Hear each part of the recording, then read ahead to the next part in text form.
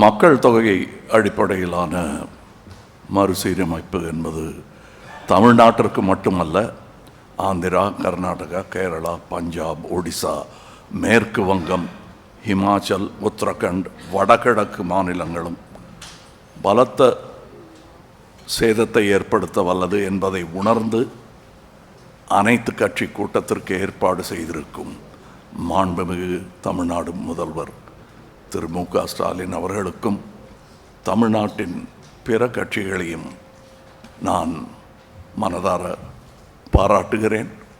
எந்த தேவையும் இன்றி பாராளுமன்ற தொகுதி மறுசீரமைப்பு எனும் பேச்சை யார் கிளப்புகிறார்கள், எந்த நேரத்தில் பேசுகிறார்கள், எதற்காக பேசுகிறார்கள் என்பதும் கவனத்திற்குரியது.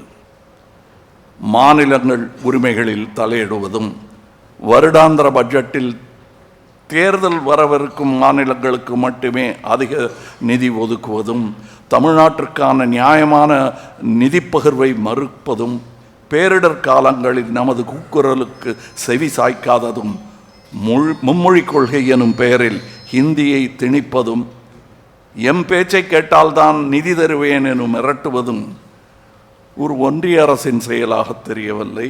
இன்றல்ல, நாளை அல்ல, எப்போதுமே பாராளுமன்ற உறுப்பினர்களின் எண்ணிக்கையில் எந்த மாற்றமும் கொண்டு வராமல் இருப்பதே ஜனநாயகத்தையும் கூட்டாட்சியையும் இந்தியாவின் பன்முகத்தன்மையும் காக்கும் என்பதே ஒரு இந்தியனாகவும் தமிழனாகவும் மக்கள் நீதி மையத்தின் சார்பாகவும் வலியுறுத்துகிறேன்.